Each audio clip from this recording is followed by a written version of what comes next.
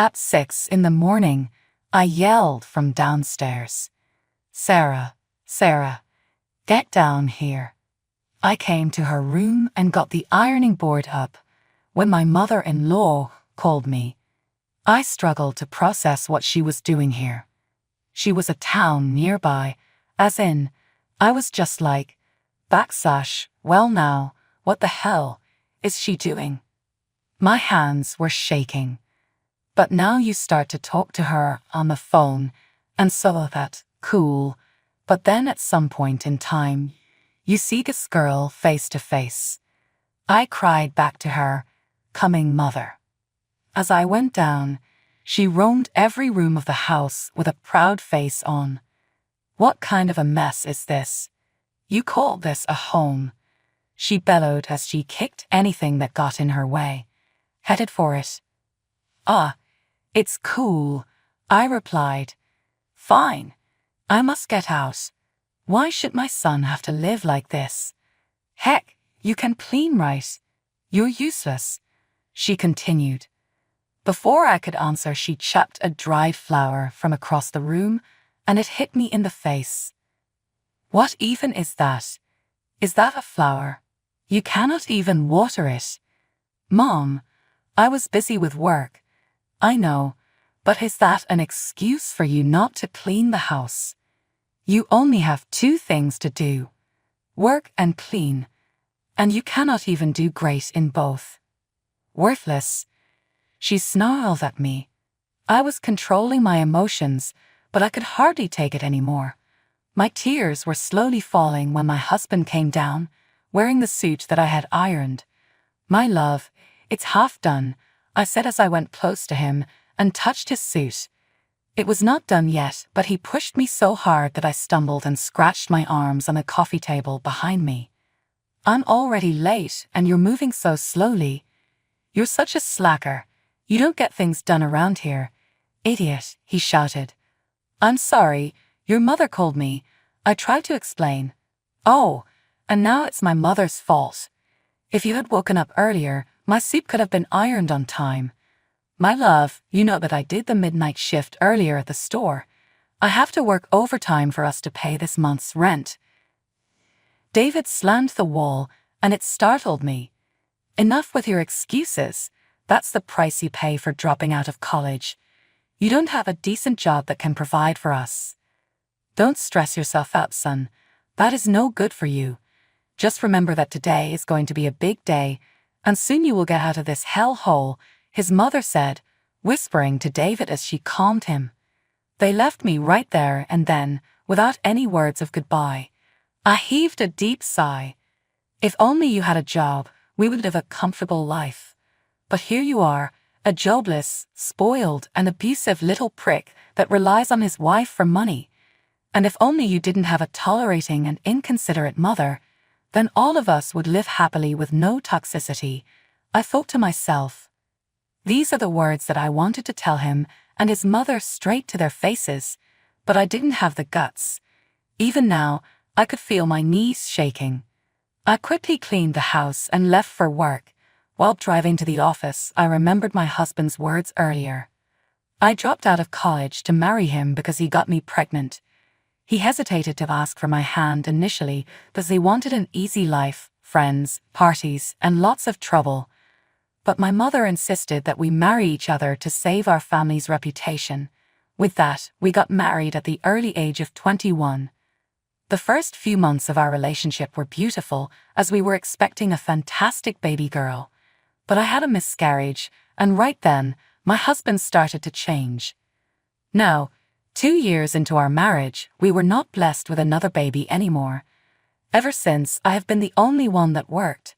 My husband would stay in the house, watching football games and eating his heart out. He also complained most of the time, and more frequently, he hurt me whenever I tried to wrestle with him or when I started to prove a point. I was so busy that I could only remember the worst fight we had. "What is wrong with you? Why are you hitting me?" I had asked. "You were so useless. I asked for 10 oranges and you brought me 2. Are you that dumb? You don't know how to count," David shouted. David, for the love of God, I'm not buying $15 worth of perfectly ripened oranges. You know exactly how close to the bone we live. You are 2 months overdue with rent, and you request I purchase oranges. Now, due to you thinking I'm a penny pincher, for reasons still unknown, you're mad at me. He held my hair and then dropped me to the ground. He broke whatever lay on the table next to him. You are not to defy me. I'm your husband, and you follow me, he yelled. He drop-kicked me, and I fell to the ground, writhing. My coworker then slapped me back into reality, because I honestly thought that entering the office was something to come and not already done. "Hi, Sarah. Are you fine? You are chewing and zoning out," she said. I resisted the urge to crumple in pain and answered with an I'm all right. "What happened to your arm? Did he hurt you again?" I was shocked by her comment. No, I slipped on the floor and hit my arm against a table by accident. "I'm okay, and fine." I had to argue back at her accusations. I knew she was family with my husband. It was not the first time she had checked me on that. "Sarah, honey," she said after coming up to me and grabbing my hand, "your husband is beating you. You should not have to deal with this crap. You have to take action." "No, Mia. He is my husband and I'm not leaving him. I never did dream of escaping, not until I was adult, and then my thoughts always went to, how will it look for the family once leave him?" Maya sighed. There was nothing she could do.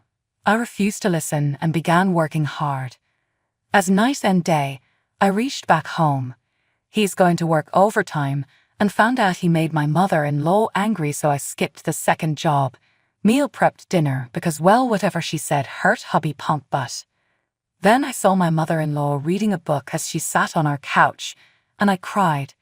She looked composed and honestly happy. "Good evening, Mom. Where's David?" I asked. "Oh, stop looking for David and you will not call me Mom any longer," she answered. So of course I put her on the spot. "Oh, well, what do you mean?" I asked. Her response did not come right away. She whipped out something, but instead of keys or her phone it was an unmarked white envelope. Then she poured it on me and everything spilled out onto the floor. "Money." I sat there in disbelief. "That's for your troubles." I looked at the money on my floor. I knelt down and began to gather back all the money into an envelope. "What is all this for?" She grabbed me forcefully by the chin that had startled me. It was painful.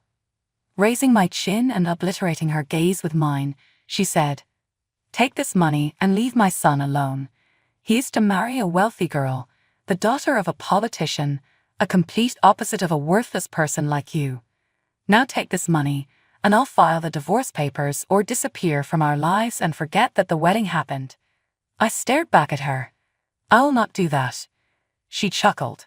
"Oh, really? You were dead in love with my son, huh?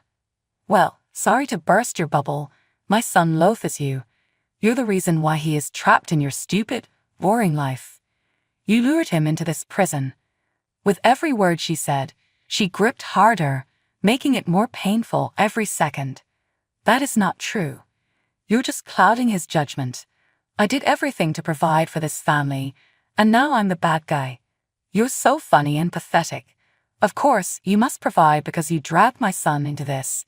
No matter what it takes, Rick will marry that girl he met at the party. He deserves to be with the wealthiest and most influential people in town. He does not deserve a girl like you. You can go back to your lowly life at the farm and be with your loser mother." She slapped me so hard in the face that I almost lost consciousness. Before she could even get out of the house, I approached her. "Don't ever talk to my mother that way." She laughed and looked at me from head to toe. "Look at you. You're a complete mess, just like your mother. I remember how she begged for my son to marry you to save your reputation, but in fact, it had already been ruined by you. You were just like your mother, dumb and hopeless." I could feel my hands shaking. I was about to slap her when she caught my hand. "And now you're going to hit me? You're so pathetic. I will sue you if you even try to lay a hand on me. You are the one who deserves to be sued. I will never let you get away with insulting my mother and abusing me. Oh, so you are brave now, huh?" She pushed me, and I fell right onto the floor again. Be thankful because David's new wife is very generous to give you that sum of money as compensation for your troubles and as our token of gratitude for giving her your husband. Just stay away from our lives. I couldn't think straight anymore. I was angry and in so much pain. Please let me talk to David. She shut the door so loud that I started to panic. When I tried to call my husband, he would not answer. I messaged him through his every account, but he was not replying. Meantime, I found out that all the money I had saved in my bank account, he withdrew it. I bawled my eyes out when I got back and saw that remaining balance reached 0. This is so unfair. They left me with nothing. That night, I became intoxicated in alcohol. David had, after all, abused me and hated my guts, but at one stage we were happy, weren't we? By the time we lost our daughter, he was even worse. This is still the man who respected, spoke to, and touched me with love and compassion. But now, it's all gone. I texted my mom everything that happened. In the morning, she found me on my floor of my bedroom. "Sarah, OMG, what happened to you? Crucify," she said as she got me to stand up and tucked into my bed. And as I saw my aging mom take a towel with warm water to clean me, I started crying. My heart ached for her. She just wanted me to be my best self, and I only ever got in her way. I also recalled the words that my mother-in-law spoke to her, and it made me want to die even more. "Mom, I'm so sorry." "Hush now," she kept repeating over and over, in a voice cracking with each syllable. "This is not your fault. Relax, sweetheart, you're okay now. Mommy is here. I will never leave you." Her tears threatening to form as she caressed my face. I bowed my head and felt her warm caress against me. My mother is the kindest person ever, and to listen such words from somebody else makes me mad. But my mom said it in the most soothing way. She cared for me that day. She prepared as well my favorite meal and did not leave me alone till I see what crossed in my mind. "Mom, I know where they went." My mother, looking a bit confused. "What do you mean?" "I think they went to Uncle Matthew's party." I saw my mother's eyes widen. "Uncle Matthew is my rich uncle. He is my maternal uncle, and I want to relate his business, which is the housing company." As fate would have it, my mother took the unplanned step of getting married to Dad, who is nothing short of a peasant, and those boots separated. "Are you sure?" "Yeah, I think some guy in the office mentioned it to me, but oh well. Same thing as before, my gut just knew." I ran to my husband's mess and located an XO in the invite. It had my name on it. It was meant for me. I showed it to my mother, and she gasped. "We have not been forgotten by your uncles, people." Then the invite opened, but had a note on it. "Sarah, my dearest niece and heir, and dearest sister, do bring Mom. I longed for her every day." I dropped to the ground down in disbelief. My mom just stood there in disbelief. "Matthew is setting you up to be his successor." The call, they even tried to keep it from me. Anna and David conspired against me. IHADAPRTYTHRTHEN. Enough of that now. Or we can take things into our own hands. Mom wasted no time contacting the number on the invite. She identified herself as Uncle Matthew's sister, and to our surprise, the transference of pure joy from her brother through Sari could be felt in every staff member over speakerphone. "Madam Susan, we have been expecting your response to us. Our envoy is over there to you as we speak." My heart almost stopped. The fact that all of this was true blew my mind. My mother was crying so hard.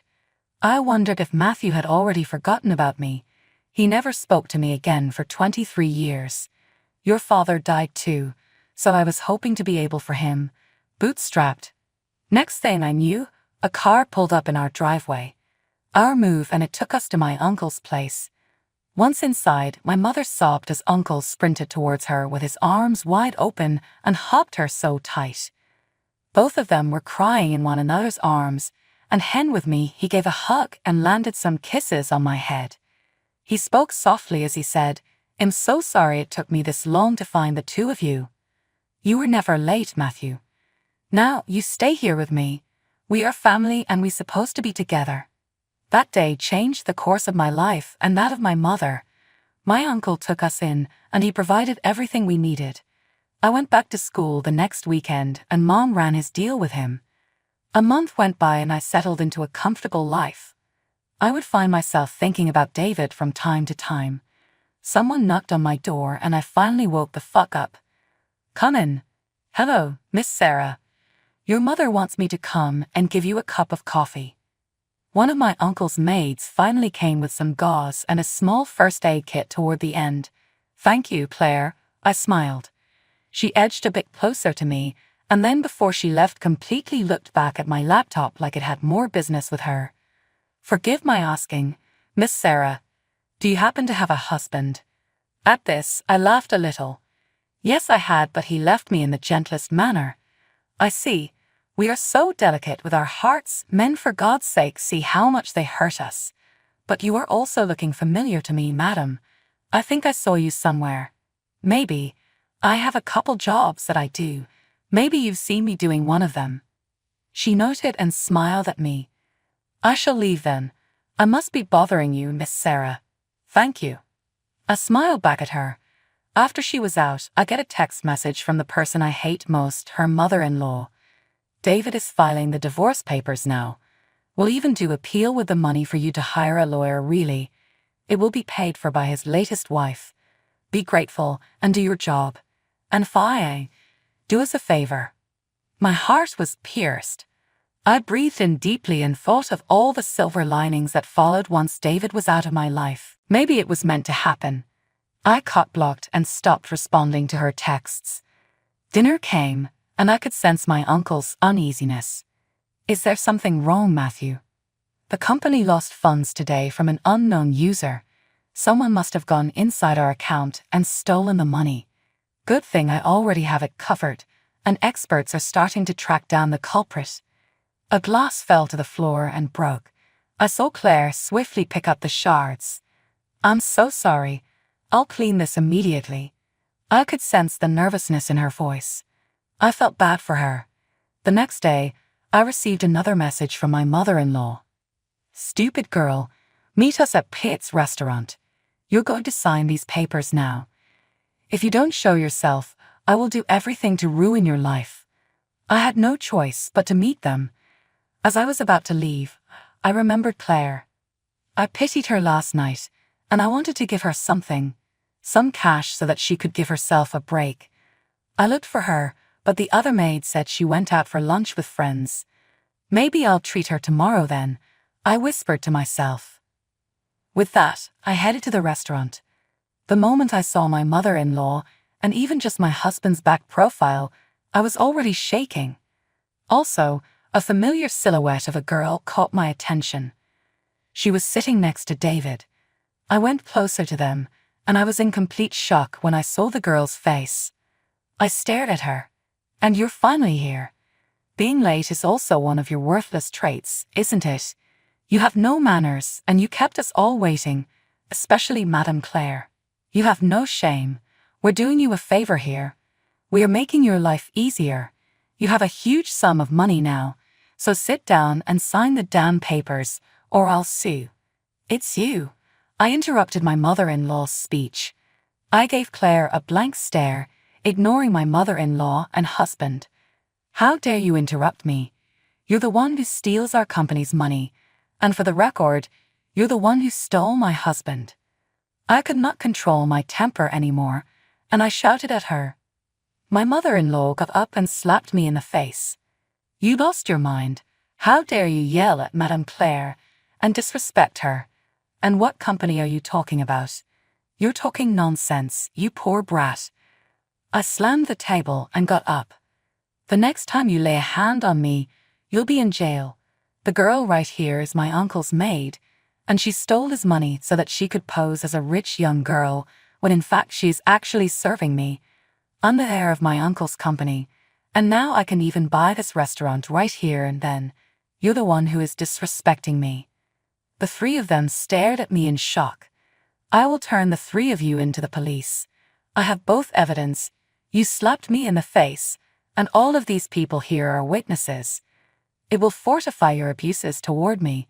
And you, Claire, you have already confessed, and you will be convicted as a thief." My mother-in-law fell to her knees and begged for mercy.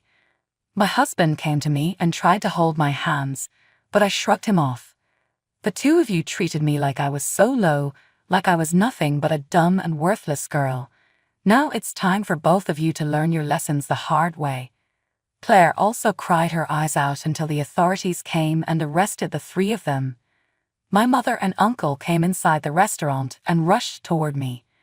My uncle will take over the legal actions. He assured us that justice will be served for all the mistreatments they gave us. And on that day, my mother-in-law, husband, and maid cried for mercy, but it was silenced by the loudness of their mistakes.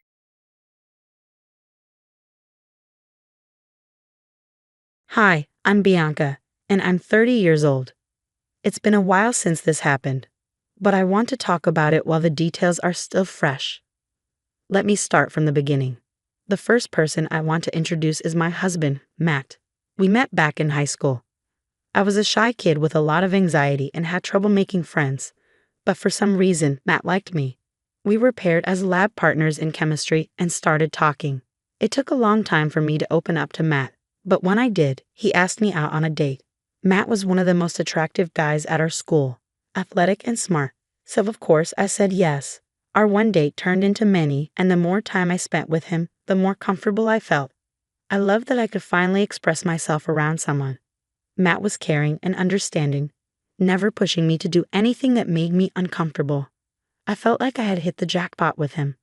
Now let me introduce you to my mother-in-law, Olivia. She had a tough life. Her husband died when Matt and his brother were very young, so she had to raise them on her own. I always admired how she managed to do that, but she was extremely overprotective, especially of Matt. I realized this when Matt first brought me over to meet his family. Olivia's face twisted into an ugly expression as soon as she saw me, which made me shrink back into myself. From then on, she seemed to have a vendetta against me, always taking the opportunity to say something negative. At first, I tried to ignore it, but it started to get to me because it happened every time I saw her. So I talked to Matt about it. Olivia only spoke that way to me when Matt wasn't around. The next time we were at dinner with his mom, she made a rude comment about my appearance just as Matt was leaving the room. He walked back in and confronted her. "Mom, you can't say things like that." "What are you talking about?" she replied. "Don't play dumb. Both you and I know that you just said something really rude about Bianca's appearance. It was just a little joke, right, Bianca?" "No, it's not a joke," Matt said. "I know you've been doing this for a while. Do you even know how much effort she puts in to impress you, even though you treat her like crap?" "Oh please, there's no need to make a big deal out of nothing. Apologize to her, or I'm leaving and won't contact you again." "Fine, sorry for saying that, Bianca," she said, but I knew Olivia wasn't serious about her apology. But it felt amazing that Matt stood up for me. I was grateful that he had my back no matter what. Even though Olivia continued to behave the same way for years, it became easier to bear knowing that Matt supported me. The next person I'll introduce you to is Trent, Matt's younger brother. Trent was the only other person who made an effort to talk to me. He took an interest in getting to know me, and because he was Matt's family, it was a lot easier to be comfortable around him. We happened to share many interests and got along really well. Matt was really happy that I connected with at least one of his family members. For the longest time, I thought I had made a special friend in Trent, but as I tell you more about the events, you'll see just how wrong I was. The last person I want to introduce is Rachel, Trent's wife, and my sister-in-law. Rachel was the type of person who would bend over backwards to please someone, no matter if they were right or wrong. When she met Olivia for the first time, they got to talking, and Rachel pretty much agreed with every negative view Olivia had about me. Before long, Rachel became Olivia's partner in everything they did against me. That really hurt. Rachel didn't even know me and never made an effort to get to know me, but she disliked me simply because Olivia did. Over time, I learned to let go of it. Matt and I decided to get married once we were both financially stable. That took about 3 years after graduating college. Once we had well-paying jobs and were able to purchase a house, we decided to tie the knot. Of course, Olivia was not happy about that. She tried to sabotage our relationship in many ways while we were engaged. For example, She tried to convince Matt that he was settling for me without ever dating anyone else, and even tried to set him up on dates with other women.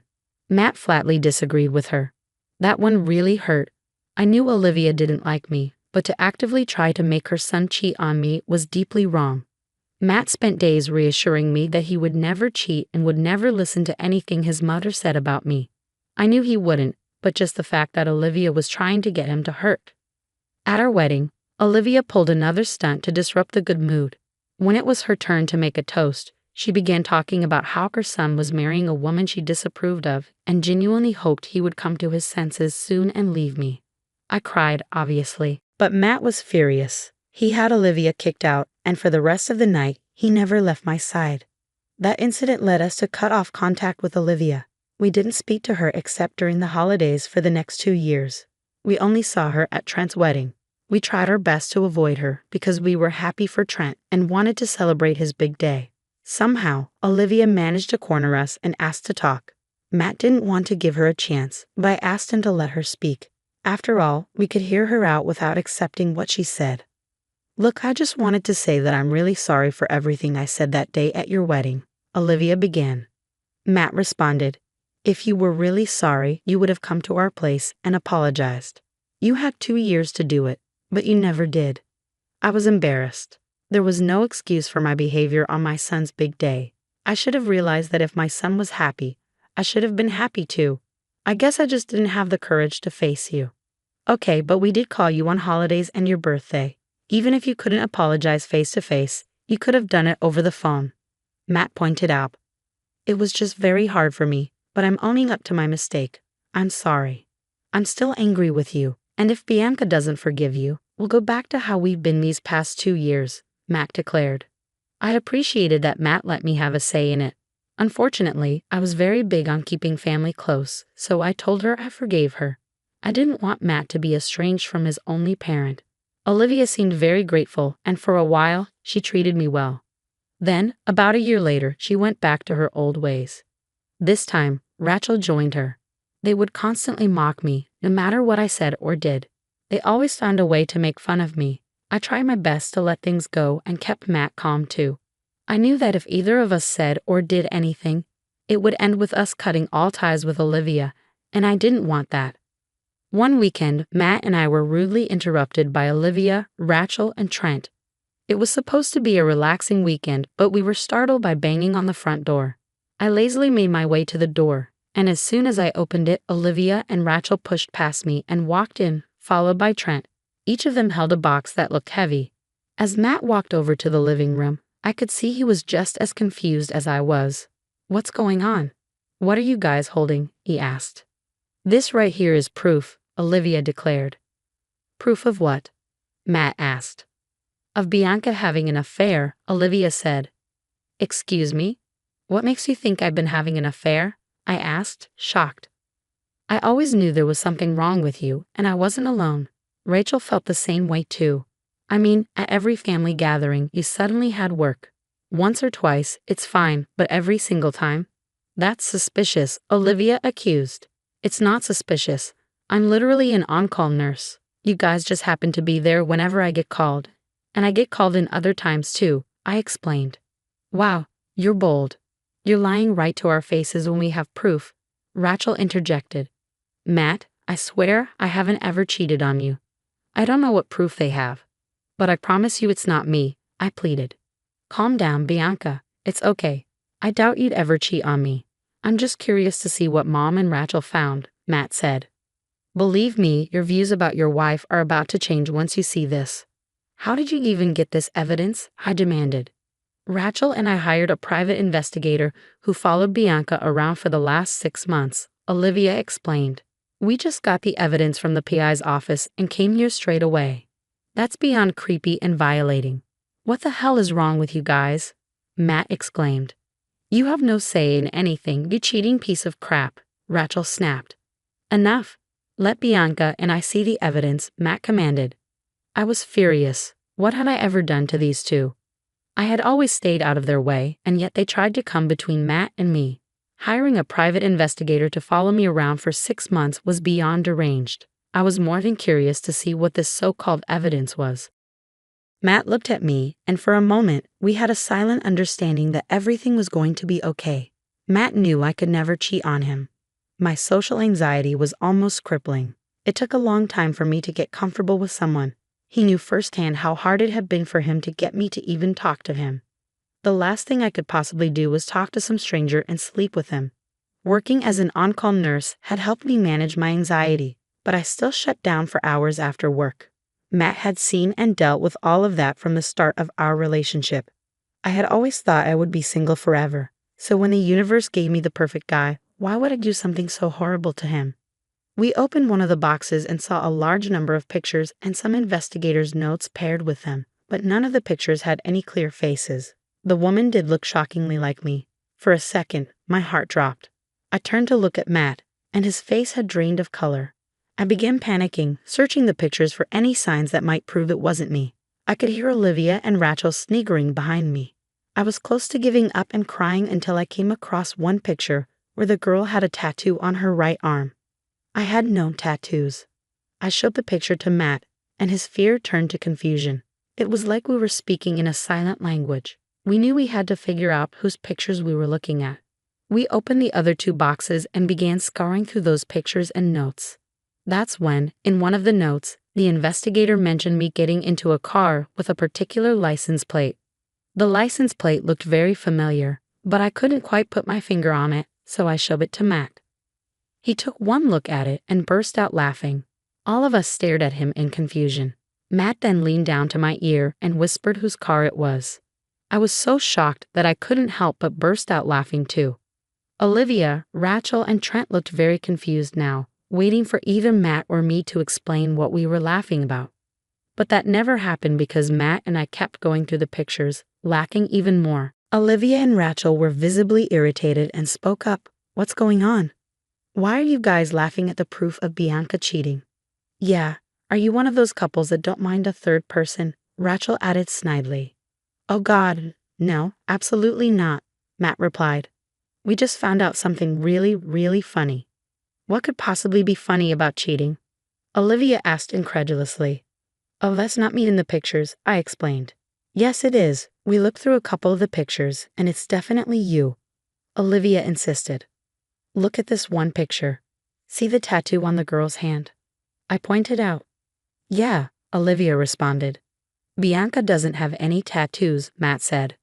"What if it was a temporary one she put on to avoid getting recognized?" Rachel suggested. "I hate having tattoos on me. I've never even put on a temporary tattoo," I clarified. "Okay, well, we made a mistake. What's so funny about that?" Olivia asked, still irritated. "What's funny is the identity of the man in these pictures," Matt said. "You can barely make out who that is." "How do you know who he is?" Rachel retorted. "Because of the investigator's notes. Here, take a look at that car plate. Do the numbers look familiar?" Matt handed them the paper. Rachel grabbed the paper out of Matt's hand, and Olivia and Trent gathered around her to read it. As soon as they read it, their expressions changed dramatically. Olivia's eyes widened in shock, Rachel's face went white, and Trent began sweating profusely. "You see, the number plate belongs to Trent's car," Matt revealed. "And the more you look through the pictures, the more you can clearly see that the man is Trent." Matt passed the pictures over where Trent's face was almost clearly visible, save for either a mask or a pair of sunglasses that he used to cover his face. Now, I didn't know why Trent was cheating on Rachel, but it was satisfying to see Rachel's world crumble the way she wanted mine to.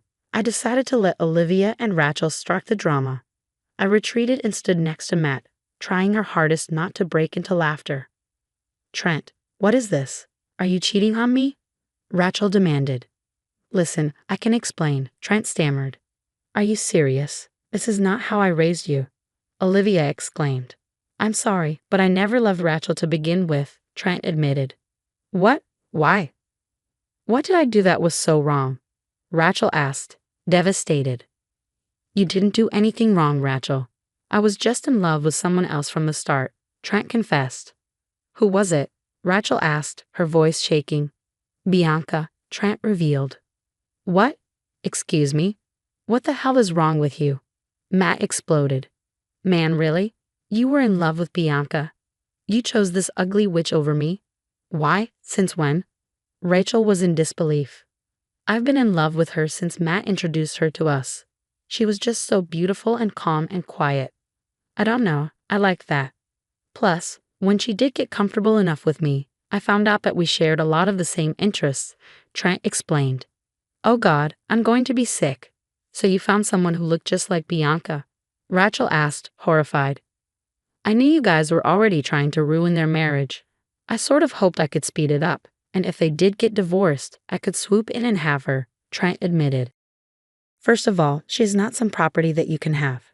Secondly, get the hell out of my house. You are sick and twisted and beyond any help. I hope you rot. Never come back, never speak to me or Bianca again. As for you guys, Mom and Rachel, I want you out too, Matt demanded. But we didn't even do anything, Olivia protested. You did enough. I entertained your little game, but now I am done. It's beyond disgusting that you hired someone to follow my wife around so you could try and break up my marriage. I want nothing to do with any of you. Out, Matt commanded. I couldn't even begin to describe how queasy I felt. That was the last thing I expected. I just remember Matt holding me until I started breathing regularly. I was disgusted by the way Trent saw me. I had only gotten comfortable with him because he was the only one in Matt's family who actually tried to get to know me. But to find out that he had made that effort because he wanted me was beyond disgusting. Matt was not feeling any better. He was fuming. He couldn't believe that his own brother was capable of being such a creep.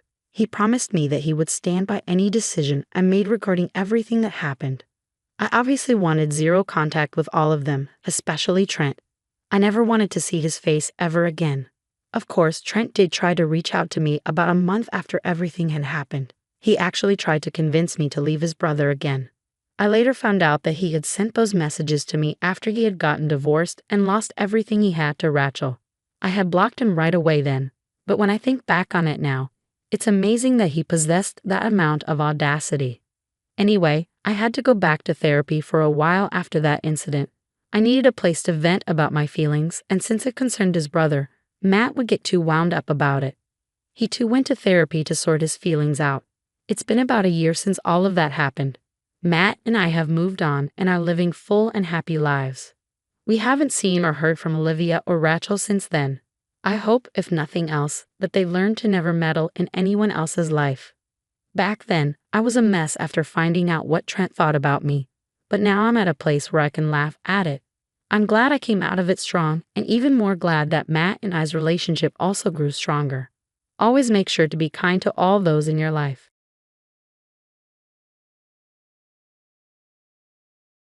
Hi, I'm Anna. This all began during a joyous occasion, Mark's 30th birthday party, where we announced our pregnancy. The setting was perfect, our backyard filled with family and friends. However, not everyone was happy. Kayla, my sister-in-law, has been a challenging presence since I married Mark. At our wedding, she wore a bridal-like dress and caused scenes. Despite these red flags, I've tried to be understanding, especially knowing the difficulties she's been through, like her recent miscarriage. As we were cutting the cake, Kayla came up to me with a plate of food, smiling but with a strange look in her eyes. Anna, you must try this. I made it especially for you, she insisted. I was cautious due to my severe peanut allergy, but she reassured me, don't worry, I remembered your allergy. Something about her tone made me uneasy. But I decided to trust her. Thank you, Kayla. It looks delicious, I responded, trying to keep the atmosphere light. A few minutes later, while mingling with guests and holding the plate Kayla gave me, my best friend Liz noticed my hesitation. What's wrong, Anna? You look like you're solving a mystery. I laughed it off. Just being overly cautious. Kayla made this for me, and you know my history with allergies. Liz raised an eyebrow. Yeah, and given her history, I'd say keep that egg pie pen handy. Why not have someone else try it, just to be safe? The suggestion seemed reasonable, so I discreetly passed the plate to Ryan, a family friend who had just arrived and hadn't heard the earlier conversation. Hey Ryan, try this out. Kayla outdid herself with the cooking today, I said, watching closely as he took a bite. His reaction was immediate praise. This is really good. What is it supposed to be? Just as I began to relax, thinking my suspicions were unfounded, Ryan's face turned pale. He clutched his throat, gasping for air. Panic ensued as everyone rushed to his side, and I screamed for someone to call 911. As Mark and I accompanied Ryan to the hospital, my mind raced. Was it a mistake or something more sinister? Kayla's earlier assurance echoed in my ears, a chilling reminder that her intentions might not have been as kind as I had hoped. Back at the party, as the ambulance drove away, Kayla approached me with fake concern. "Anna, what happened? Is Ryan okay?" Her words felt hollow. "He had a severe allergic reaction, Kayla, but he doesn't have allergies." "What exactly was in that dish?" she stuttered, her facade cracking. I just followed a new recipe. I thought it would be fine. I'm so sorry, Anna." The night ended with more questions than celebrations, and the joy of our announcement was overshadowed by worry for Ryan's health and unsettling doubts about Kayla's true intentions. As I lay in bed that night, the excitement of our pregnancy was marred by a growing sense of dread, wondering if the family I married into was as welcoming as I once believed. "Is Ryan going to be okay?" I pressed Kayla as we stood in the stark white hallway of the hospital. The antiseptic smell strong in the air. "He's stable now, thank goodness," she replied. "But Anna, I swear I didn't know about the peanuts." Kayla's voice quivered, her eyes darting away as she spoke. I crossed my arms, feeling the weight of her gaze. "How can you not know, Kayla? You told me you made it especially for me. You know about my allergy." Mark stepped in, his voice firm yet weary. "Let's not jump to conclusions. We need to think this through rationally. Kayla, just be honest. Could you put peanuts in the dish?" "No, I would never." She looked between us, desperation creeping into her tone. "You have to believe me. I thought I was helping." Helping? The idea seemed far-fetched. I needed to understand more. Helping by putting me in the hospital? "No, it was a mistake. A terrible mistake," Kayla stammered, but her words felt hollow. Back home, Mark and I sat in the living room, the echoes of the day's chaos still lingering. "We need to get to the bottom of this. Something doesn't add up," I said, reaching for my laptop. Mark nodded. "I agree. Let's check the security footage. Maybe we missed something at the party." The digital clock ticked loudly as we reviewed the footage, the screen casting a blue glow in the dim room. Then there it was, Kayla in the kitchen, her back to the camera, clearly separating a portion of food and adding something from a small bottle. "There, did you see that?" I paused the video, pointing at the screen. Mark's face hardened as he replayed the clip. "That looks like a bottle of peanut oil. Why would she have that?" Feeling the ground shift beneath me, I fought back the anger rising in my throat. "She lied to us, Mark. She knew what she was doing. We need to confront her with this evidence." The next day, we invited Kayla over under the pretense of clearing the air. As she sat down, visibly nervous, I pushed the laptop towards her. "Explain this, Kayla. We saw you on the footage." Her face drained of color as the video played. The room fell silent, the only sound the hum of the refrigerator in the background. I was just trying to make it taste better. I didn't mean for anyone to get hurt," Kayla whispered, her voice barely audible. "By using peanut oil, knowing Anna's allergy?" Mark's voice rose, a mix of disbelief and anger. "You put my wife and our unborn child at risk. How can you say you didn't mean it?" "I was jealous, okay. I thought if Anna got a little sick, maybe the attention would be back on me for once. But I didn't want to hurt anyone seriously," she confessed, her words spilling out messy and raw. The betrayal stung deeper than I could have imagined. "Jealousy isn't a mistake, Kayla. It's a choice. You chose to act on it in the worst possible way."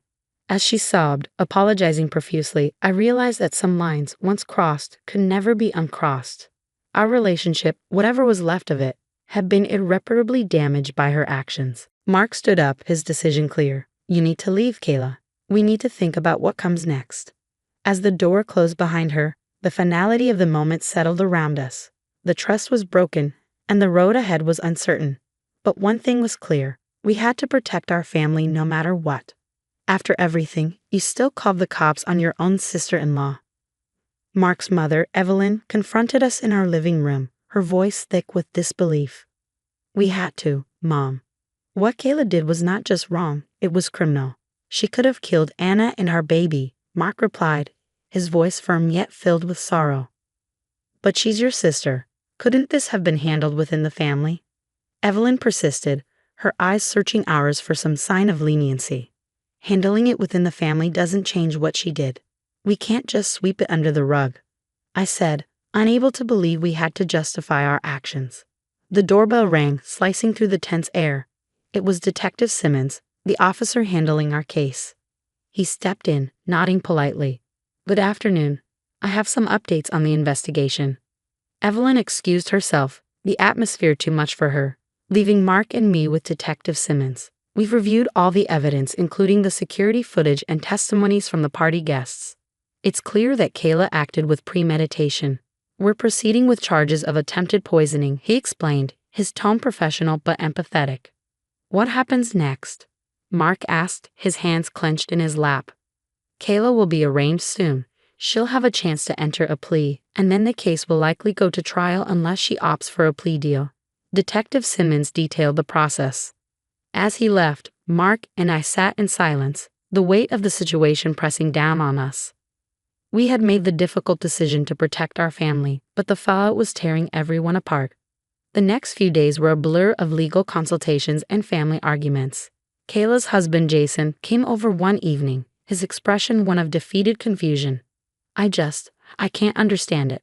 How could she do something like this? Jason, I'm so sorry. This is hard on all of us, I offered, feeling his pain. The man was losing his wife to her own destructive actions. She said she was feeling overshadowed by your pregnancy, that it made her do crazy things, Jason continued, trying to find some reason in the madness. It's no excuse for trying to harm someone, Mark interjected, his voice steady but his eyes sad. Yeah, I know. What do I even tell our kids? How do I explain that their mom did something like this? Jason's voice broke, the reality of his situation settling in.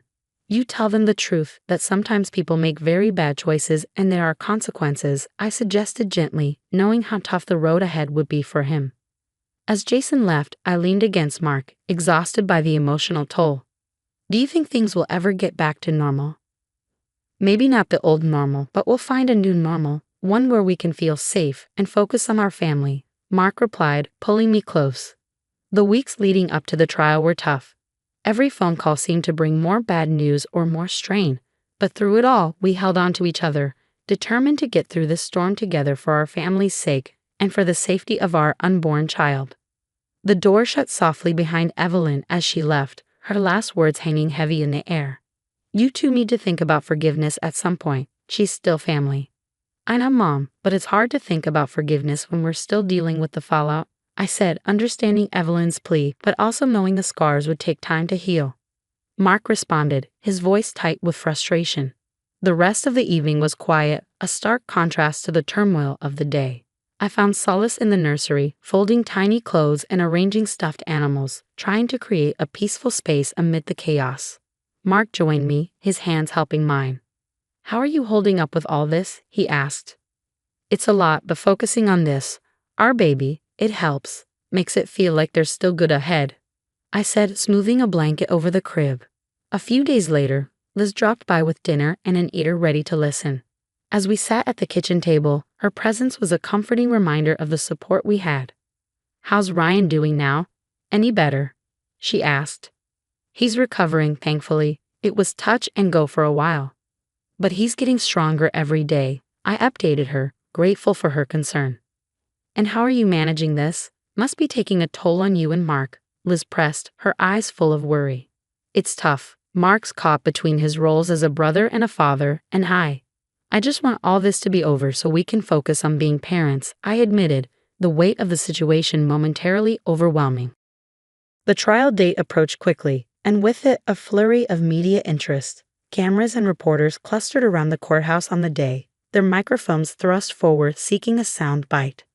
Can you tell us how you feel about your sister-in-law's trial today? One of the reporters shouted as we navigated through the crowd. No comment, Mark stated firmly, guiding me protectively past the flashing cameras. Inside the courtroom, the atmosphere was tense. Kayla sat with her lawyer, her eyes occasionally darting in our direction, but mostly staring down at her hands. The proceedings were a blur of legal jargon and testimonies, each word adding to the surreal nature of the situation. During a recess, Mark leaned close, his voice a low murmur. No matter what happens, we have to stay strong for our family, for our daughter. The verdict came sooner than expected, guilty. The judge's voice was firm, the sentence severe given the premeditated nature of Kayla's actions. As the gavel fell, a chapter closed on the darkest part of our lives. But the echo of its impact lingered. Leaving the courthouse, the air felt different, freer, yet still tinged with the sadness of what had transpired. "It's over," Mark whispered, squeezing my hand. "Yes, but it's also a beginning," I replied, my hand resting on my belly, feeling the gentle kick of our baby, a reminder of the life we were about to welcome. The weeks that followed were a mix of preparation and reflection. We spent time with friends and family, all of whom were a constant source of strength. The nursery was finished, the walls painted in soft pastels, a stark contrast to the dark days we just endured. One evening, as Mark and I sat on the porch watching the sunset, he broke the comfortable silence. "I'm sorry you had to go through all this, especially now." "I know, but we went through it together. That's what matters," I reassured him, my head resting against his shoulder. "And we'll keep going together," Mark promised, a vow filled not just with determination but with hope. As the sun dipped below the horizon, its last light lingered, a symbol of the enduring light we'd found in each other. No matter the darkness, we had each other, and soon our daughter, to brighten our days. "Look at her, Mark. She's perfect," I whispered, cradling Emma in my arms, the soft glow of the nursery nightlight painting shadows on the walls. "She really is just like her mom," Mark replied, his voice filled with a mixture of awe and relief, as he leaned over to adjust the tiny blanket. The door creaked slightly as Liz peeked in, a tray of homemade cookies in hand. "Room for one more?" "Always," I smiled, motioning her in. "But be warned, she's a heart stealer," Liz chuckled as she set down the tray. "I wouldn't expect anything less from the daughter of you two." As we settled into the cozy living room, the conversation turned reflective. "You know, this whole ordeal with Kayla made me realize how strong you guys are. Not everyone could handle that," Liz remarked. "It was tough, but it brought us closer together, and it taught us a lot about who we are and what we stand for," Mark added, taking a cookie from the tray. "And how to protect what's most important," I said, gazing down at Emma, who was now gently grasping my finger with her tiny hand.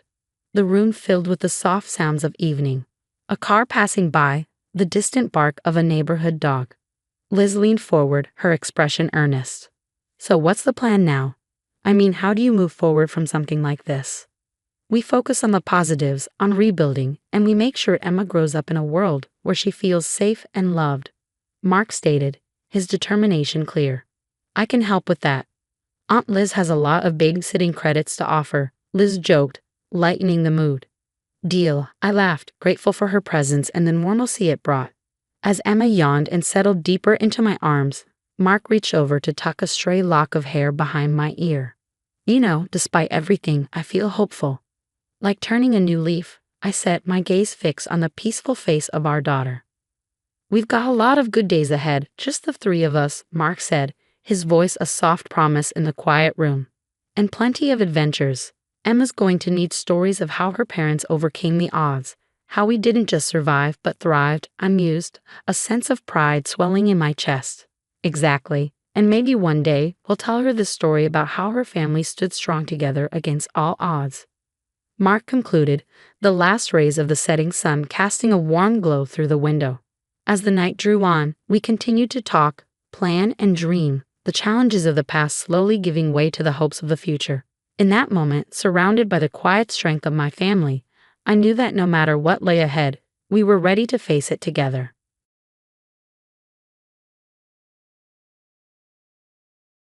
Isn't it cute, this bag? The bag she showed off was from a well-known luxury brand.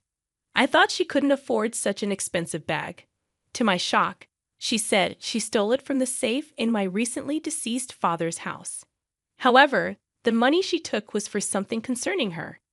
My mother-in-law wasted $30,000 on a brand-name bag and now faces a lonely, sad old age.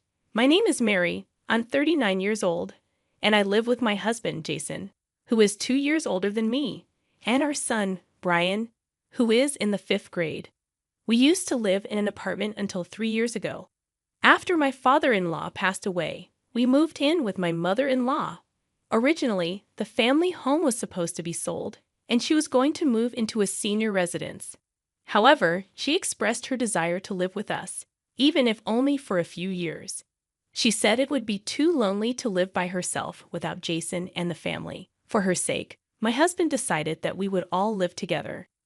Setting a time frame of 3 years, what surprised us after moving in was my mother-in-law's attitude towards money. We were stunned by her reckless spending. Despite being a housewife, she never managed the household expenses. She spent all the money she had immediately, so it was my father-in-law who managed the household finances. She was never allowed to have a credit card, probably because she would max it out.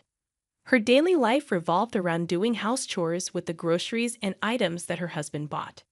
He would give her an allowance, but she would spend it immediately. So, instead of giving it to her once a month, he gave it to her weekly. My husband, who knew about this system from his father, decided to continue it. The responsibility of managing the household finances was given to me. My mother-in-law, who had previously been in charge of my father-in-law's living expenses, couldn't say anything too strongly. However, now that her daughter-in-law was in charge of the living expenses, she became more aggressive. "Mary, you work part-time, right? It must be tough managing work and household chores. Let me at least do the shopping," she said. It was obvious what she was up to, so I gently declined. "No, I'll do the shopping on my way back from work. Thank you for your concern." "Oh, so you're just going to ignore my goodwill? Then I won't help with the chores at all. You handle everything," she retorted. And then she added, "By the way, I'd prefer the allowance once a month, not weekly." It was clear she would spend it all right away, so I asked, "Can I discuss this with Jason first? There is no need to bother him for such a small matter." "What do you all think of me? It's just an allowance," she snapped, not listening to me. So, I ended up changing her allowance to once a month. She wandered around every day without doing any housework. At the beginning of the month, she always brought home paper bags from shopping trips. By mid-month, she would come back empty-handed. I figured she'd spent all her allowance. Then, I got an idea. However, after a few days, she would return with shopping bags again. Was she getting money from somewhere else? I confronted my husband with my suspicions. "Have you been giving your mother more money?" I asked. With a guilty expression, he said, "She told me she really needed money, so I gave her a little from my allowance." "You know that's not good for her, right?" "I know," he admitted. "But she probably wants to shop to distract herself from the loneliness of losing her husband. We moved here to help her cope with that. Relying on money is not the solution," I said firmly. "I think we should stop giving her money from now on." My husband looked reluctant, seeming unwilling to stop giving his mother money. For 3 years, she had been living an indescribable life, and our temporary living arrangement with her was coming to an end. During these 3 years, my husband had been giving her pocket money as she demanded. I wondered if she would be okay starting to live on her own. We were approaching the time to start the paperwork for her new residence when I received news that my father had collapsed. He lived alone in an apartment. My mother had passed away when I was little, so he raised me on his own. Hearing that he had fallen, I rushed to the hospital. The diagnosis was cancer, and it had already spread throughout his body. There was nothing to be done. He had 3 months left to live. He wasn't interested in life-prolonging treatment and wished to spend his remaining days at home with palliative care. "I want you to live even a little longer, Dad. I want you to see Brian grow up. Don't worry about the money.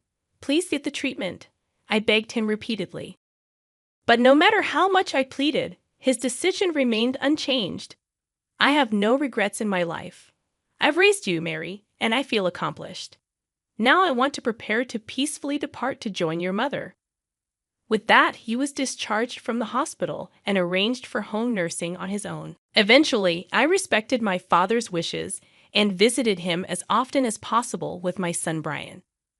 Knowing his grandfather's time was limited, Brian started taking many photos with him. I used my smartphone to capture these moments, printed them, and showed them to my father. These snapshots of our daily lives grew into not just one album but 2, then 3. My father would look through these albums every day. He said he wanted some of the photos to be placed in his coffin. This peaceful life came to a sudden end one day. After my part-time job, I received a phone call from the hospital in charge of home care. My father's condition had deteriorated, and he had to be hospitalized. When I arrived, I could tell his end was near. I contacted my husband, asking him to bring Brian, and while waiting, I held my father's hand, praying he'd hang on. He did, passing away just as my husband and Brian arrived. Brian burst into tears, and my husband was in shock. As for me, I tried to hold back, but tears rolled down my cheeks. With my father's passing fresh in our hearts, we immediately began the funeral preparations. My husband actively helped with my father's funeral preparations, drawing on the challenging experience of his own father's passing 3 years prior. We were able to apply those lessons to smoothly prepare for my father's funeral. Although my father didn't want a big funeral, many people who were grateful to him during his lifetime reached out, and both the wake and the funeral were well attended. I felt proud of my father. Despite the busy situation, my mother-in-law seemed to be enjoying herself following my father's death. After the funeral and the subsequent memorial ceremonies, things finally started to calm down. Having been away from home for a while, we returned to find my husband's family home in disarray. Despite my mother-in-law being at home, it was clear she hadn't done any housework. However, one corner of the living room was strangely tidy. Even someone like me, with no interest in luxury brands, could instantly recognize several high-end brand bags. They weren't mine, of course, so they must have belonged to my mother-in-law. But I hadn't given her enough money to afford such luxury. Just as I was about to ask her about it, she returned home. Noticing me eyeing the bags, my mother-in-law said, "Aren't they lovely?" "I've wanted them for so long," she said gleefully. What I really wanted to know was where she got the money for these bags. "Excuse me, while the bags are indeed wonderful, where did you get the money? I don't believe I've given you nearly enough to afford them." With a sly grin, she responded, "I had some unexpected income." Unexpected income. It was impossible for my mother-in-law to have such a source of income. "Please be honest, where did this unexpected income come from?" I pressed her firmly. "I found it when I went to your father's apartment. There was $30,000 in cash in a safe there. That's the money you're inheriting, right?" I thought it was okay for a mother-in-law to use her daughter-in-law's money. After all, you weren't really filial to your own father, right? So I figured I'd use $30,000 on your behalf. Did you spend all the money? "Yes, I spent it all in the blink of an eye," she replied with excitement, apparently not noticing my expression growing colder. "Do you understand what that $30,000 was for?" Even when I asked this, she laughed and replied, "It's the money you're inheriting from your father, but $30,000 is a rather small inheritance." I told her the truth. That money was the entrance fee for your senior citizen's apartment. With an incredulous expression, my mother-in-law looked at me. "What do you mean? Why was the money in your father's room?" she asked, starting to panic. "First of all, it's all your fault. You just spend money without thinking. Your late husband left a significant inheritance, and I don't know what you spent it on, but in the end, only this $30,000 remained. We hid it once we realized, and yet you dared to use it." Finally, understanding the gravity of the situation, my mother-in-law said, "Wait a minute. Without that $30,000, where am I supposed to live? I can't continue living here with you, can I?" I answered calmly, "No, you can't. This house has deteriorated a lot. Simple renovations won't fix it." "Then what will you do with this house? Where will you and Jason live?" she asked, worried. "We will demolish this house and sell the land. This house is in Jason's name, and if he decides to do so, you have no say in it." "Then where are you two going to live?" "We've already bought our own home, so we'll be moving there." "You won't take me with you?" I was prepared for this, she pleaded. "We can't live with you anymore. You have debts, don't you? We will not help you pay them off." She looked startled, probably not expecting that I knew about her debts. "What? How do you know about my debts?" "We saw the reminders for payment. About $20,000 in total, right? Her face grew pale. Did you think we would repay it for you? Both Jason and I are tired of your reckless spending. We decided to cut ties with you. We just wanted to help you move to the senior citizens' apartments. We are truly disappointed in you. As I said this, my mother-in-law collapsed to her knees. When my husband returned home, she immediately cried to him, but he already knew of her actions and offered no sympathy. Even Brian, our fifth-grade son, had distanced himself from her. Despite his age, he had been disliking her for a while and fully understood the situation. There was zero chance that Brian would side with his grandmother. Abandoned by her son and grandson, my mother-in-law had nothing left but the brand-name bags she bought for $30,000, shining brightly in the corner of the room. While we were busy preparing, our new home was completed and moving day was approaching. My mother-in-law had not yet decided where she would live. Although the date to demolish the old family home hadn't been set, it was decided that it would be torn down and sold soon. Before that, we needed to get my mother-in-law to move out, but she didn't seem to have any intention of doing so. Moreover, seeing us packing, she began packing her belongings as well. I spoke to my mother-in-law. There's no room for you in the new house. We have no intention of living with you. Please find a place to live on your own. My mother-in-law responded arrogantly. What do you think of me? You're saying there is no room for me? Just give me your room and take me to the new house. No matter how grandly she spoke, it wouldn't change our minds. Did you think yelling would change our feelings? Maybe you should think about your debts. You've been receiving a lot of collection notices, right? If debt collectors come to this house, we'll leave immediately. My mother-in-law always fell silent when her debt was brought up. We thought that if she sold the luxury bags she bought for $30,000, she could repay her $20,000 of debt, but she wouldn't. Her actions were mysterious. Eventually, my husband decided to rent an apartment for her. It wasn't a senior residence, but a cheap, cramped, run-down apartment. My husband moved her belongings there, forcing her to live there. How can you make your mother live in such a place? What kind of son are you? She exclaimed. Soon after moving in, she was reprimanded by the landlord for being too noisy. Her reckless spending didn't change. When her pension came in, she'd spent 2 months' worth in about a week. She would borrow money for living expenses, and when that ran out, borrow again. Her debt snowballed to $30,000. At this rate, she might be evicted from the apartment. To avoid her debt problems affecting us, my husband formally cut ties with her. We didn't share our new address with her and changed our phone number. I once asked my husband, "Are you okay with what happened to your mother?" He firmly replied, "Someone who thinks they can just use your inheritance and casually spend $30,000 is not a parent to me." He had no regrets. Later, my mother-in-law finally sold her luxury bags and managed to repay some of her debt. Though she received a pension, she had to start working to repay her debt and cover living expenses. Working was a new world for her, who had been a housewife most of her life. We heard she was being yelled at by young supervisors daily but continued to work for money. As for us, we began our new life in our new home as planned. Our son Brian is delighted every day in the new, beautiful house. The old family home was sold without issues after being demolished. We planned to save the money from the sale for Brian's education. After enduring 3 years living with my mother-in-law, we hope for a peaceful life as a family of 3.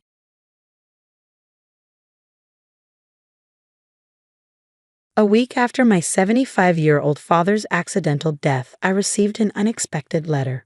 Inside were 6 keys and a note directing me to a safe deposit box. The message simply instructed me to open the door.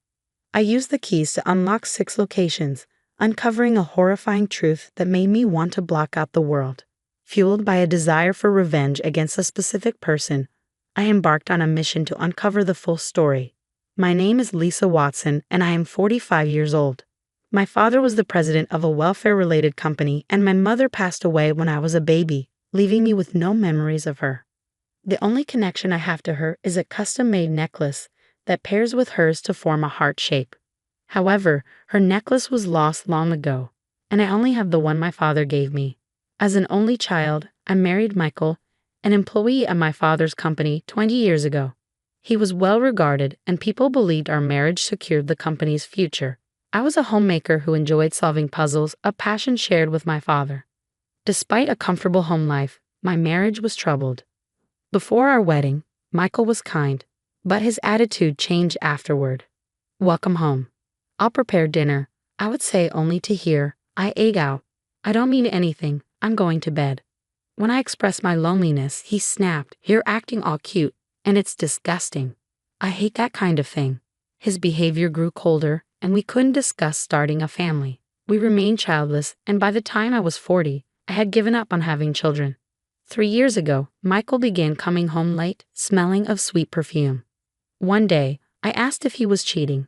He replied, I just go to hostess clubs for business. It's part of my job. Don't complain. When I pressed further, he struck me, his eyes bloodshot with rage. A carefree housewife like you shouldn't meddle in my affairs. Got it. At that moment, with no work experience, I felt trapped and remained silent.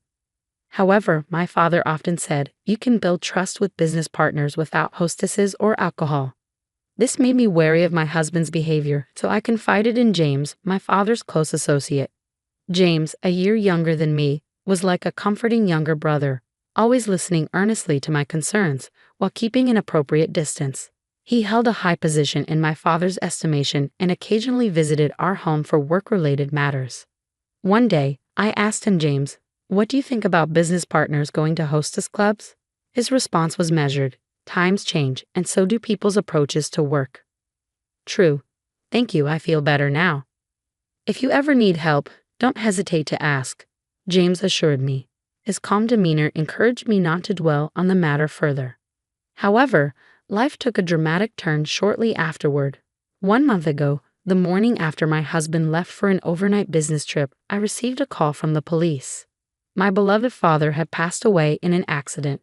When I arrived, he was already in the mortuary, appearing as if he were merely asleep. The police arrived with my husband, James, and several company executives. Why would this happen? Please tell me everything, I implored tearfully. The investigating officer informed me that my father had jumped from a desolate cliff. Traces of sleeping pills were found in his system, and his abandoned 7-seater car was nearby. Inside the car, they discovered a neatly typed suicide note. The letter contained the words, I'm exhausted, and left the position of the company president to my husband, Michael. Although it wasn't handwritten, James explained that my father often created memos on his computer, so a typed note wasn't unusual. Based on their experience, the police speculated that my father might have taken the pills to cloud his consciousness before leaping. James wasn't present at the time, and no witnesses had come forward. I sincerely apologized despite being in the position of a close associate, James said, tears welling up in his eyes but managing to hold back. Even my usually cold husband, Michael, gently embraced my shoulder during this difficult moment. My father, who presided over many employees, left behind an abundance of tasks for those who remained. In the days that followed, chaos reigned within the company. For now, my husband assumed the role of president, and James seamlessly transitioned into his right-hand man.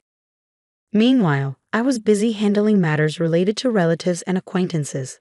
Times like these made me wish I had a sibling. As an only child who had lost both parents, I felt a vague sense of loneliness despite my husband's presence. I grappled with my emotions. 1 week after my father's death, I received a letter addressed to me. Inside the envelope was another with a cryptic message. Read this after finding a safe place. Curiosity piqued, I opened it immediately. 6 keys and a slip of paper with the location of a safe deposit box fell out. A single note accompanied them. Open all the doors. Only then will you discover the truth. Recalling my father's love for puzzles, I felt a glimmer of relief amidst my sadness. Intriguing, I thought. From that day on, between household chores, I visited 6 different safe deposit boxes, unlocking each one. What unfolded was beyond my wildest expectations. Could this be real? I gasped, unraveling a truth that sent shivers down my spine. As the events of the past played out in my mind, tears traced down my cheeks. I can't stay idle even if it leads to a heartbreaking conclusion, I resolved. With my emotions weighing on me, I set forth. One day, A month after my father's funeral, my husband returned home unusually early and offered me wine. It was a gesture he had never made before. Well, this is unusual. What's the occasion? Actually, James mentioned that you like wine, so he gave it to me. Really? I said, surprised. When my husband pulled out the bottle, I wondered what was going on. However, I did enjoy both red and white wines, having discussed them with James before. James really knows everything about our family, doesn't he? With that, my husband disappeared into the kitchen with the bottle and opener. He returned to the living room with a glass of wine in hand. I still have some work to do, so go ahead, Lisa. Thank you. Hold on a moment, I want to prepare some snacks. I retreated to the kitchen, busying myself with preparations before returning to my seat. Cheers, I said, raising my glass to take a sip. My husband's expression twisted, and he squinted at me. Seeing his reaction out of the corner of my eye, I couldn't help but smile inwardly. An hour later, my husband scrutinized my face suspiciously. Hey, has anything changed? Not really. Oh wait, is it because I'm still awake? Surprising, isn't it? Huh? What are you talking about? Enough with the act. You drug the wine with sleeping pills, plan to drive me somewhere, and then throw me off a cliff like my dad. But it won't work.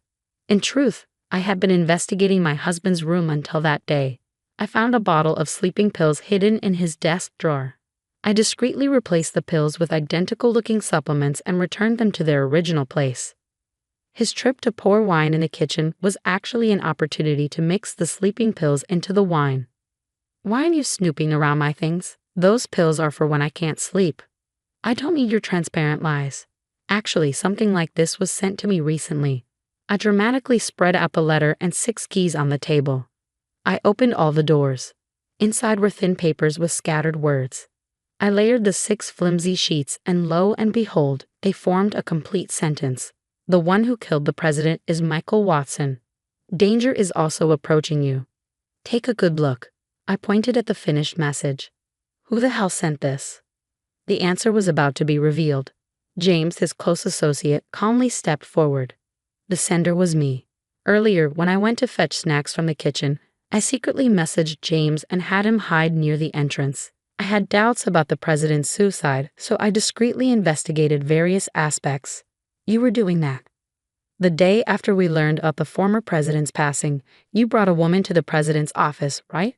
I was nearby at the time, James added, revealing that he had deduced from the conversation between Michael and the woman. At that moment, James revealed that my husband had killed my father to take over the presidency. My husband couldn't help but roll his eyes and avert his gaze. I grabbed Michael's shoulders and shook him. And you were after my life just to get your hands on the entire fortune. The woman seemed to think all those affairs were mere jokes, but I believed it was the truth. James confessed that he had no concrete evidence until he could consult the police. But he wanted to inform me somehow, so he chose to send the letter. My husband remained defiant. Why are you blindly believing what this guy says? Taking a deep breath, I decided to reveal the hidden truth. Actually, I began. I need to share the untold story. Once upon a time, my dad fell in love with my mom, who grew up in a children's foster care facility. However, due to his strict parents, their marriage faced opposition. In the end, they married without consent, and I was born. What does that have to do with anything now? My husband interrupted. Please listen to the whole story, James interjected. My husband, wearing a stern expression, reluctantly took a seat nearby. During my dad's absence on a business trip, his strict parents initiated divorce proceedings without consent, leaving only my mom to be expelled from the house. But I thought she had passed away, Michael said, confused. That was a lie concocted to conceal our family secret, I revealed. Apparently my mother, pressured by my father's parents, tearfully withdrew when they told her, a future president's wife with someone like you would tarnish our family reputation. To make matters worse, I, then just 1.5 years old, was forcibly separated from my reluctant mother, all for a selfish reason, to be the heir presumptive in case my father didn't have any male grandchildren in the future. My father was fed a false story by his parents. Your wife left you after having an affair. But the truth was different. No wonder, my husband muttered. I had no idea about the president's past. Understandably, this was a closely guarded secret known only to a select few relatives. I had only recently learned about it myself. Now, here's the most crucial part. What more is there? Stop dragging it out and just tell me, he said, raising his voice in frustration. Ignoring his impatience, I glanced at James. In fact, at that time, my mom was already pregnant with another child. That child is now sitting right next to you. James, my husband asked, stunned. Wait, so you two are siblings? James nodded silently. My mother, who had been cast aside, suffered from poor health and remained bedridden. Meanwhile, my father, unable to accept the betrayal of the woman he loved, never remarried and tirelessly searched for my mother's whereabouts. 30 years passed. My father visited a rundown apartment and finally found my mom. She was critically ill. They reunited briefly before she passed away. At that moment, James and his father each discovered for the first time that James's company president was his own father, while his father learned that he had a son. My mother hoped I'd pursue a socially impactful career, so I chose to work in the welfare sector at this company. James joining the company was purely coincidental, but perhaps our mom orchestrated our connection. I continued. James, his eyes welling up, revealed, my father once considered promoting me to a high-ranking position and publicly acknowledging our relationship. However, I declined, wanting to forge my own path. Revealing this would cause a stir, and Mom wouldn't have wanted that. Besides, I wanted to succeed on my own terms. Despite rejecting my father's offer, James' exceptional abilities led him to become the president's trusted right-hand man even without nepotism. The truth had finally come full circle. On my mother's monthly Memorial Day, the president would unfailingly visit my home to share memories of my mother. He was planning to come over the day before his fatal accident. Right, I confirmed. Yes, but for some reason, he didn't show up without any notice. It was unlike him. According to James, my father always called when plans changed. However, this sudden silence struck James as unnatural. As he delved deeper, he uncovered evidence pointing to my husband as the culprit. That's why he sent me that cryptic letter. It's all nonsense. Where's the proof that he's the president's son? Who would believe such a fabricated story? Michael's anger flared, directed at both of us. Naturally, I didn't blindly accept James the Count. I had seen irrefutable proof of our sibling relationship. Hey, can you show it? I asked. James took out a necklace, which had been lost a long time ago, from his pocket. He had been keeping it carefully since our mother passed away. When combined with the one I have, it forms a heart and is undoubtedly the one that our father and mother had custom made. Is this just a coincidence? Doesn't this prove James is my brother? Even if it does, people lie. Besides, there's no guarantee, Michael said, still defiant. If you doubt it, we can do a DNA test with our father, I asserted. Since my father had recently passed away, there were plenty of heirlooms suitable for testing. My unwavering confidence seemed to unsettle my husband. Suddenly, he crumpled a thin piece of paper with a coded message. Why did he go to such elaborate lengths? Well, that was to ensure that even if you stumbled upon it, you wouldn't easily recognize it. James had discerned that Michael, despite appearing competent at work, had a tendency to delegate inconvenient tasks to others. So, as a precaution, he assumed that even if Michael found this letter, he would assign it to a trusted subordinate. Interestingly, knowing my penchant for puzzles, James believed I would decipher the message. This trick was something the president devised during his lifetime. He'd proudly say, "How's that? Quite clever, isn't it?" Come to think of it, my dad always jotted down interesting ideas. He once mentioned wanting his daughter to tackle a mystery like this.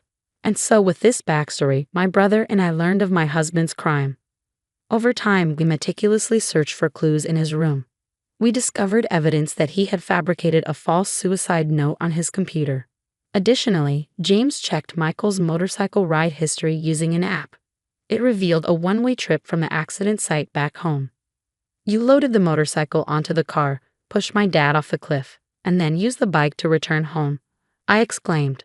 Recalling the day before my father's demise, my husband claimed to be on a business trip.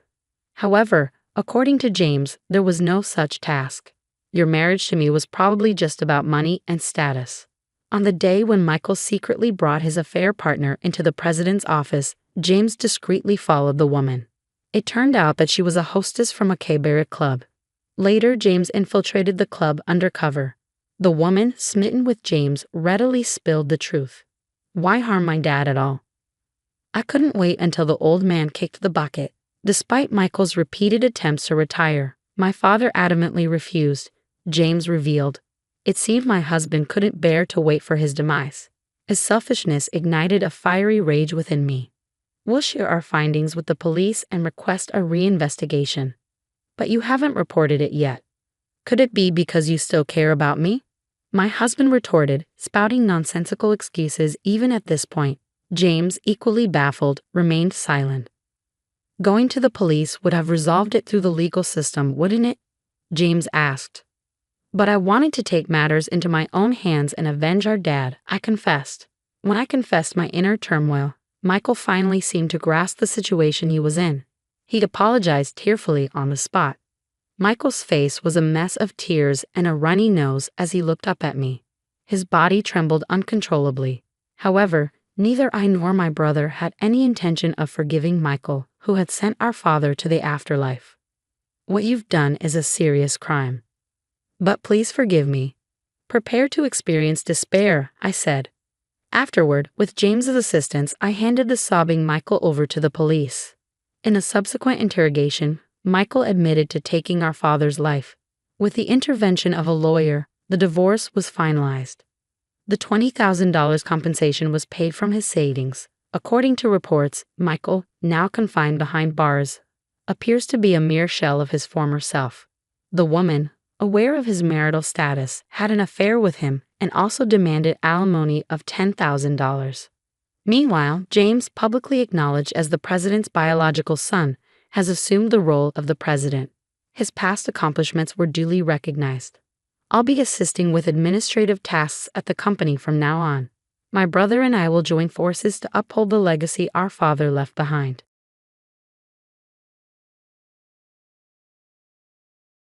My name's Natalie. I've been married to my husband, Smith, for 20 years. We met through a friend when we were both in our mid-40s. Our family includes our daughter, Evelyn, our son, Watson, and my mother-in-law. Before we tied the knot, Smith seemed like a caring guy who loved his mom. However, after marriage, it became clear that his mom favored him greatly, and he often put her needs above ours. Whenever I tried to discuss the difficult treatment I received from my mother-in-law, Smith would side with her, saying she was right, and he wouldn't listen to my perspective. Life was manageable when we lived separately from my mother-in-law. But when our second child, our son, was born, my father-in-law suddenly passed away. Worried about my mother-in-law, Smith suggested we move in with her.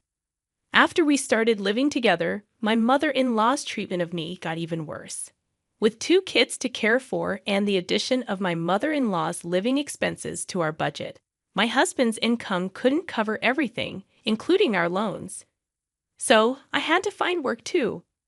However, my mother-in-law didn't approve, insisting that I should stay home and manage household chores. Despite her objections, I had no choice but to work full-time.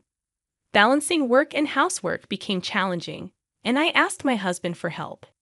Instead of pitching in, he spent his time lounging on the sofa, playing games on his smartphone. Even when he was home, he didn't contribute. Rather than correcting him, my mother-in-law supported his laziness, saying he was tired from work and that I should handle everything. She refused to help with anything, leaving all the responsibilities to me. My husband seemed content with this arrangement and stopped helping around the house altogether. In the end, while juggling a full-time job, I had to manage all the household chores and childcare for our family of 4, including my mother-in-law. To make things more difficult, my mother-in-law insisted on receiving a $500 monthly allowance from our household budget, despite not contributing anything. She didn't put a single dollar towards her own expenses. Everything came out of our budget, including her food and utility bills. On top of that, she demanded an allowance from our income. Naturally, I refused, but she argued that since it's my husband's earnings, I had no say in how it's spent. My husband sided with her, claiming it's his money and he can give it to his mom if he wants. Neither of them understood why I had to work full-time. If I ever cut corners on housework due to my busy schedule, my mother-in-law would criticize everything, from the meals I made to how I cleaned. She'd comment on takeout dinners, saying, "Poor kids," or remark about my cleaning being sloppy. Even when I asked for help with the kids, neither my husband nor my mother-in-law would lift a finger. My mother-in-law's favorite line was how she did all the housework and childcare herself when she was young, boasting about her skills as a wife and mother and implying that I fell short in both roles. Adding insult to injury, my husband would just stay silent, making me feel even worse. But what hurt the most was when my mother-in-law told my kids, "You two are really unfortunate, and such a careless person doesn't deserve to be a mother."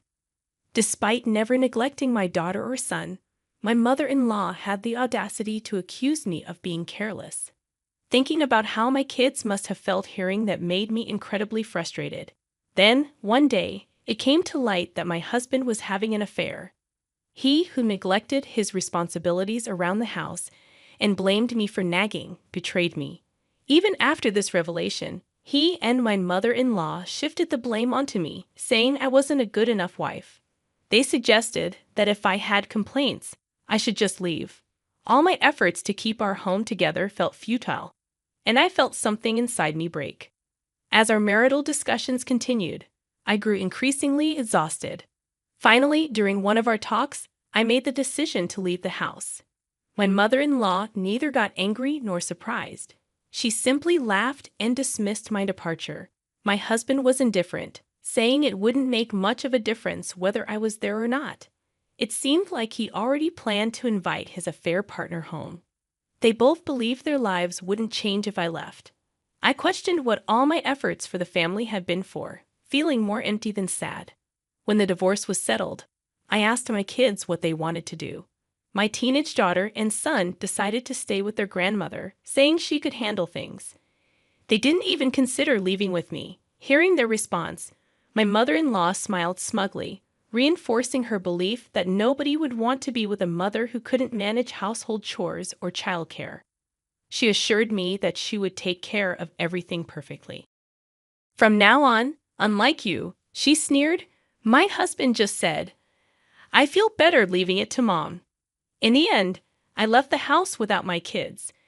A few days later, as I was leaving, my mother-in-law taunted, "Leaving your kids behind?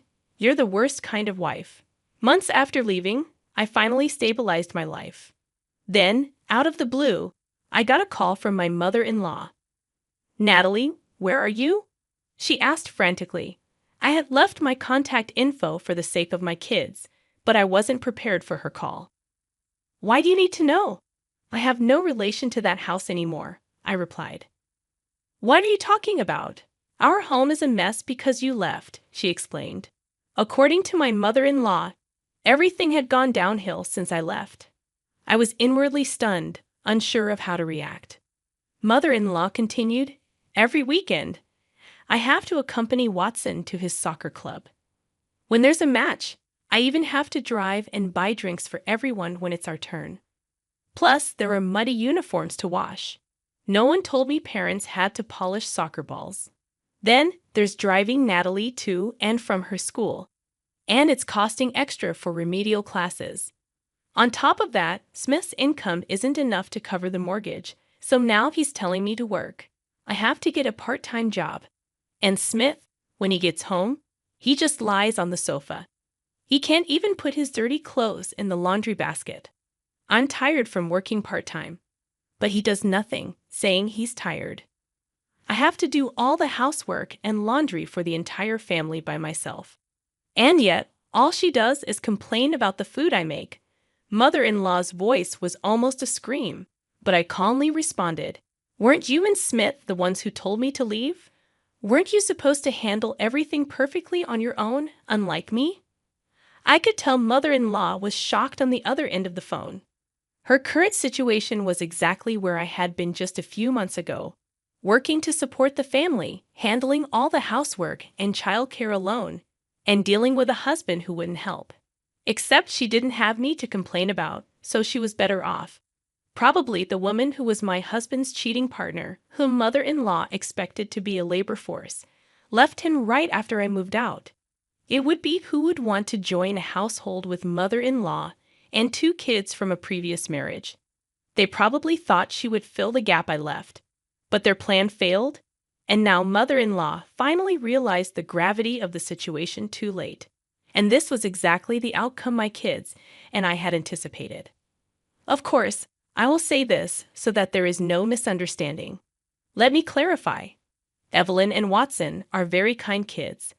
They always offered to help, saying, "Mom, let me assist you," or "I can do this myself." They had seen how their father and grandmother treated me and were well aware of it. When I was finally pushed to the point of leaving, I first talked to my daughter and son. They immediately took my side. "You've done enough, Mom. You should leave this house," my daughter said. "I agree, Dad and Grandma are the ones at fault," my son added. They even offered to come with me. But then my daughter said, "Even if we leave, Dad and Grandma will never understand the struggles you've been through." "Yeah, they probably feel relieved," my son added. "We can't let that happen. They should realize how hard it's been for you." They chose to stay, thinking their father and grandmother would never understand my struggles if they left too. With that in mind, the 2 chose to stay at home on their own. Mother-in-law had no idea about this and assumed I had abandoned my kids. The outcome was clear. I never had high hopes for my husband, but mother-in-law couldn't possibly replace me in supporting the family, doing housework, and raising kids. And with just my husband's income, they couldn't even manage the household finances, let alone. Mother-in-law probably finally realized where her allowance had been coming from. I had been the one doing all the housework and taking care of the kids while working. My husband and mother-in-law did nothing but complain, pushing everything onto me. Now they must have felt firsthand what I had been juggling all along. I regularly received updates from my kids about the situation at home. I even heard from them that my husband's plans to remarry his affair partner had fallen through. Mother-in-law had to get a part-time job because my income was gone. She was struggling with housework and childcare, while my husband remained as unhelpful as ever. He still did no housework, took no responsibility for the children, and everything became a burden on mother-in-law. My kids told me all of this. Thanks to them, the house was a mess, and the meals were mostly half-hearted. "They must realize now how hard you had it, Mom." They must have understood more than ever who had been holding that household together, my kids said. "Please, Natalie, come back," mother-in-law pleaded. "Understood," I replied, and I could hear the relief in her voice. "So you're coming back?" she asked. But I answered clearly and loudly, "No, I'm not coming back. What I've realized is that I can't trust you or Smith with my children. I'll be taking my daughter and son. They want that too." "What, you left them behind, didn't you?" Mother-in-law sounded confused, but I continued, "My kids have been watching all along." After that, my daughter, son, and I started a new life together. Of course, I made sure to claim compensation and child support through my lawyer during the divorce proceedings. I took a lump sum, thinking of the future. My husband and mother-in-law had to give up their house because they paid the lump sum child support and fell behind on their mortgage. To add insult to injury, I later found out that the reason my husband didn't remarry his affair partner was that she already had a family. He ended up being sued for compensation in another divorce case, leading him into debt. Now they're living in a cramped apartment, blaming each other for their woes. It's sad for a family to end up like this. As for us, the 3 of us are living happily, supporting each other every step of the way.